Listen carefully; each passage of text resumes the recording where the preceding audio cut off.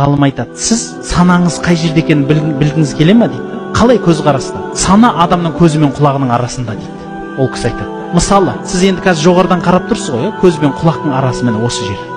Осы сіздің ойлайтын орныңыз.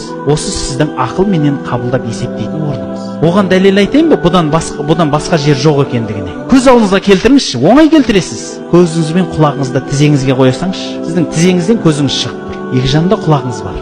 Енді осы дүниеге қараңызшы. Сіз биіктен қарамайсыз ба, төменнен қарайсыз, дұрыс па? Ойыңыздың бәрі мына жақтан басталатын болады. Байқайсыз ба? Көз алдыңызға келтіріңізші, мына жерде қазір тізеңіз тұр. Былай қарай бас жақ. Сізден мынадан былай қарай маңызсыз болып қалады. Байқайсыз ба? Анау қол, анау жақта тұрған бас, бәрі сіздің дүниеңіз мынау болады.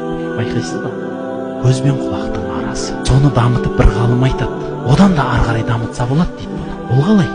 Сіз енді сол көз бен құлақтың көзқарасын адамның денесінен сыртқа шығарып жіберіңізші. Сонда адамның дене мүшесі маңызсыз болып қалады. Анау қол, аяқ, кеуде, бұның бәрі маңызсыз болып қалады. Өйткені сізбенен біз ойлаймыз, біз мына үлкен әлемнің ішіндеміз дейміз. Керісінше бүкіл әлем сіздің ішіңізде. Сіз өзіңіздің ішіңізде өмір сүресіз. Сол ішіңіздегі өмір менен мына жерде араласасыз.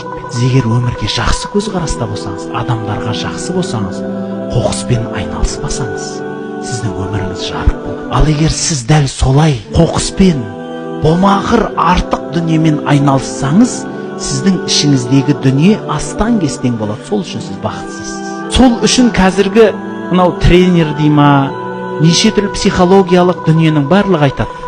Бақытты болғың келе ма дейді. Иә, бақытты бол. Кім сенің қолынан ұстап алды? Өзіңді бақытты сезін дейді. Иә, ол бекер әшейін бекер сөз емес ол. Өйткені сіз ішіңізде өмір сүресіз.